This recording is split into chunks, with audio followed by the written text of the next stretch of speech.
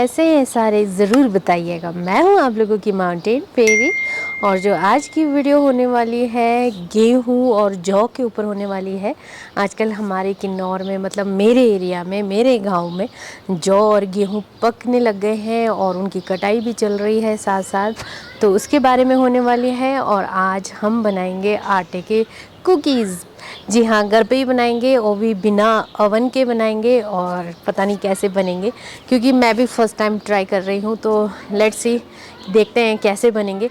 और मैं भी बहुत ज़्यादा एक्साइटेड हूँ। तो ज़्यादा देरी न करते हुए सबसे पहले हम खेत में चलते हैं।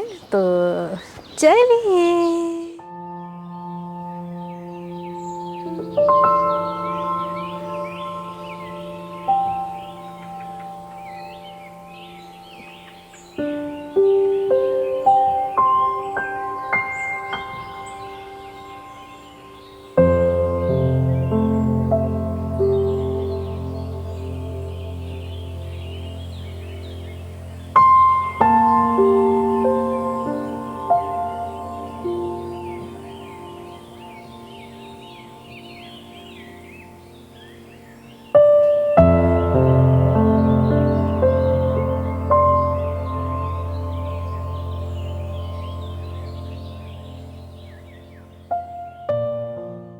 जौ और गेहूं तो पकने स्टार्ट हो गए हैं, तो उनकी कटाई भी साथ साथ चल रही है। और आजकल का मौसम आप लोगों को पता ही है, काफ़ी गर्मी हो गई थी, लेकिन बारिश की वजह से ठंडक हो गई है। फिर भी दिन में बादल आ जाते हैं तो ठंडक हो जाती है। और पर हमें एक चीज़ की दिक्कत रहती है, ठंडक तो बेशक हो जाती है, लेकिन अचानक से बारिश आ जाए तो सारे अनाज को इकट्ठा करके इस तरीके से रखना पड़ता है, और उसके बाद तिरपाल की मदद से इसे ढकना पड़ता है। तो आप लोग देख सकते हैं, यहाँ इकट्ठा करके धूप में निकाल देते हैं। और सुबह हम 11 बजे तक इसे धूप में रखते हैं ताकि अच्छे से ये सूख जाए। उसके बाद हम थ्रेशर में डालकर इसके दाने निकाल लेते हैं। और दूसरी बात, अगर जिनके पास थ्रेशर नहीं है तो वो लोग हाथ से झाड़ते हैं, और साथ ही साथ डंडे की सहायता से भी दाने निकाल लेते हैं। तो इस तरीके से रहता है। और हमारे यहाँ तो जगह भी नहीं था, सब जगह बस इन्हें ही सुखाया गया था। देखिए चारों तरफ हर जगह यही है यहाँ पे। और नीचे आलू का खेत देखिए कितना बढ़िया लग रहा है, और सतलुज भी यहाँ से दिख रहा है।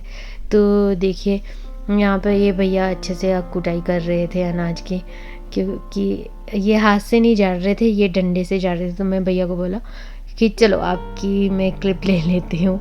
तो बड़े बोलते अच्छे से लेना मेरी क्लिप। और अनमोल भैया ने यहाँ पे मशीन शुरू कर दिया है, और आजकल अनमोल भैया की ड्यूटी लगी हुई है। इस तरीके से यहाँ पे देखिए अनाज को इसमें डाल दिया, और बस धीरे धीरे करते हुए। और बीच बीच में लाइट नहीं होती है ना, तो बहुत ज़्यादा दिक्कत होती है, क्योंकि बहुत हवाएं चलने लग जाती है तो लाइट चली जाती है। तो इस तरीके से भूसा निकल रहा है, और साथ ही साथ अनाज देख सकते हैं आप लोग। हमारा जो जौ है वो काफ़ी हेल्दी है और अच्छा है इस बार। देखिए पुराने समय में हमारा जो किन्नौर है अनाजों से भरपूर होता था, क्योंकि यहाँ पे हर प्रकार के अनाज बीजे जाते थे। खास करके हमारे लोकल जैसे बकवीट हो गया, रागी हो गया, और भी बहुत डिफरेंट टाइप्स के अनाज बीजे जाते थे, और आजकल देखने को नहीं मिलते हैं। क्यों? एप्पल फार्मिंग पे ज़्यादा ज़ोर हो गया है, तो साथ ही साथ अनाज कम हो गए हैं, और आजकल लोग आराम भी चाहते हैं। और जबकि आजकल तो सब कुछ टेक्नोलॉजी है। देखिए खेतों में भी पावर टिलर की वजह से हम खेत हल जोतते हैं, है ना। और आजकल थ्रेशर का यूज़ कर रहे हैं। और गराट भी, पानी वाला गराट नहीं है, बिजली वाला गराट चल रहा है। वैसे पानी वाले गराट ज़्यादा बेस्ट रहता है, आप लोगों को मैंने दिखाया था वीडियो में। और जब अनाज कट जाते हैं ना तो खेत खाली लगते हैं, तो बड़ा ही दुख होता है मुझे। यहाँ देखिए कैसे खाली लग रहे हैं। तो बहुत ही जल्द इसमें राजमा बीजेंगे, क्योंकि अब राजमा बीजने का भी टाइम हो रहा है। तो अब राजमा की बिजाई होगी अच्छे से। और दूसरी जगह यहाँ देख सकते हैं, ये सत्तू बनाने का प्रोसेस है। जो हमारा जौ है बारले, उसको अच्छे से कूटने के बाद इस तरीके से भूनते हैं, और भूनने के बाद जाकर इसके सत्तू तैयार किया जाता है। और साथ ही साथ ये देखिए हमारा गराट, हमारे घर का ही गराट है ये। और यहाँ पे देखिए जौ से चोकर तैयार किया गया है गायों के लिए। ये देखिए तो आप सोच सकते हैं किसान कितने मेहनत करते हैं और आपकी किचन तक वो प्रोडक्ट पहुंचता है। तो कभी आप ज़रूर सोचिएगा कि ये सब्ज़ी कितनी मेहनतों के बाद आप लोगों के पास पहुंची है, और साथ ही साथ कितने ये अनाज, आटा कितने मेहनत के बाद आपके घर में पहुंचा है। तो आज हम जो बनाने वाले हैं, आप लोगों को मैंने पहले ही बता दिया था, हम कुकीज़ बनाने वाले हैं, वो भी गेहूं के आटे से। तो यहाँ पे मैं ले रही हूँ घी, और साथ ही साथ यहाँ पे पिसी हुई चीनी है।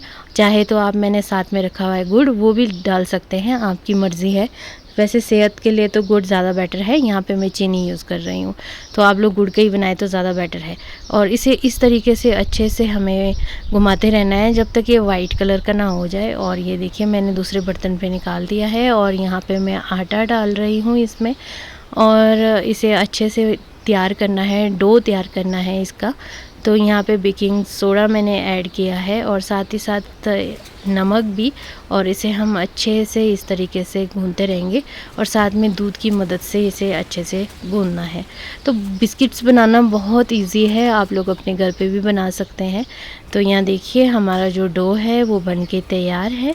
तो चाहे तो आप इसे बेलन की मदद से गोल आकार दे के बीच बीच में ना गिलास या किसी और कौली से ऐसे मतलब शेप निकाल सकते हो, कुछ भी बना सकते हो। देखिए कुकीज़ में तो चल ही जाता है कुछ भी ना। यहाँ पे मैंने हाथ से ही बना दिया और ढेर सारा काजू डाल दिया था। और यहाँ पे मैं विदाउट ओवन बना रही हूँ, तो मैंने रेता डाल दिया था और उसके ऊपर ऐसे स्टैंड, और उसके बाद देखिए यहाँ पे बिस्किट्स, और इसमें मैंने चोको चिप्स डाले हुए थे बीच में छोटे छोटे। तो ये वाले बिस्किट्स तो बन के बहुत तैयार हो गए अच्छे से सुंदर। हालांकि मैं फ़र्स्ट टाइम बिस्किट्स बना रही थी घर में, पर अच्छे लगे मुझे कि इतने अच्छे बन गए थे। और जो दूसरा वाला था वो थोड़ा सा ओवर कुक्ड हो गया था, और बाकी परफेक्ट बने थे।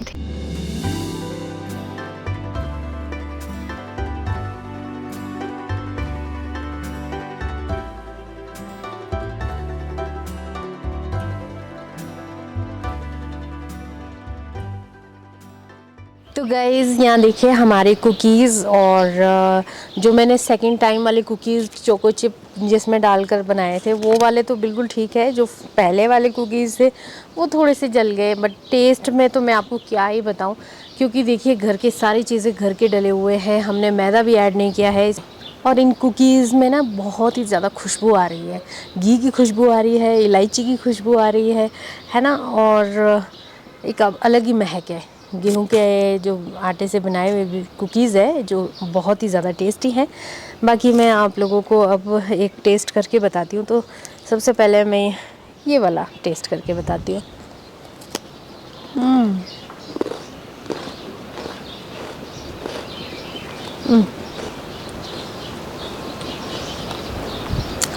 चीनी की जो मात्रा है वो बिल्कुल परफेक्ट है, ज़्यादा भी नहीं है, ठीक है, और बहुत ही ज़्यादा क्रंचीनेस है।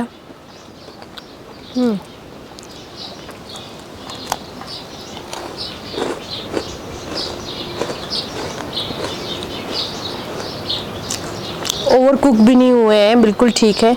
ये देखिए मैं थोड़ा और नज़दीक से दिखाती हूँ आप लोगों को, बिल्कुल परफेक्ट है। गेहूँ में कार्बोहाइड्रेट भरपूर मात्रा में पाया जाता है, और जो गेहूँ है उसको हम हर तरीके से खा सकते हैं। या तो गेहूँ को भिगो के उसका पानी भी पी सकते हैं, और उसको अंकुरित करके भी खा सकते हैं। और आटा तो हम खाते ही खाते हैं, पूरे इंडिया में गेहूँ का आटा खाते ही खाते हैं, इवन बाहर के लोग भी यूज़ करते हैं। और आजकल तो ब्लैक वाले भी आ गए हैं मार्केट में। चंडीगढ़ में मैंने एक पैकेट लिया था ब्लैक वाले व्हीट का, तो मैं मम्मी को कह रही थी कि खास करके ये जो शुगर जिनका ज़्यादा होता है उनके लिए ज़्यादा अच्छा है ब्लैक वाला। तो अब हम भी यहाँ पे उसको भेजेंगे और देखेंगे कि वो बनते हैं कि नहीं बनते हैं यहाँ पे अच्छे से। तो ये चीज़ें हम देखेंगे। और दूसरी बात, जो जौ के बारे में मैंने आप लोगों को बताया कि हमारे यहाँ किस तरीके से उसे गाय के चोकर के लिए भी यूज़ किया जाता है, और उसका सत्तू भी बनता है। जो पूरा प्रोसेस है वो आप लोगों के साथ शेयर किया। और सत्तू कितना ज़्यादा हेल्दी होता है, ख़ास करके गर्मियों के लिए तो बहुत ही ज़्यादा बेस्ट है, दी बेस्ट है। आप चाहे तो आप सत्तू शेक भी पी सकते हैं, जो कि आजकल बहुत ही ज़्यादा ट्रेंडिंग में चल रहा है। चाहे तो आप सत्तू जैसे हम लोग खाते हैं ना, गुट्टी के ऑयल के साथ खाते हैं, और चाहे तो आप वैसे भी खा सकते हो, लस्सी के साथ घोल के भी खा सकते हो। ऐसा कुछ नहीं है, सत्तू खाने की चॉइसेस बहुत सारी है। आप हर तरीके से सत्तू टेस्ट कर सकते हैं। तो आप लोग अपनी जगह पे, अपने शहर में, अपने गांव में सत्तू किस तरीके से खाते हैं ये मुझे ज़रूर बताइएगा, और किसके साथ खाते हैं ज़रूर बताइएगा। और दूसरी बात, ये बिस्किट्स आप घर में ज़रूर ट्राई कीजिएगा, क्योंकि देखिए सभी के घर में छोटे छोटे बच्चे तो होते ही हैं और बिस्किट्स खाने के शौकीन होते हैं। अगर आप लोग घर पे ही बिस्किट्स बनाएंगे तो मार्केट से लेना नहीं पड़ेगा, एक ये बात तो है ही है। साथ ही साथ अगर आप घर पे बनाएंगे तो वो बहुत ज़्यादा हेल्दी भी रहेगी, है ना।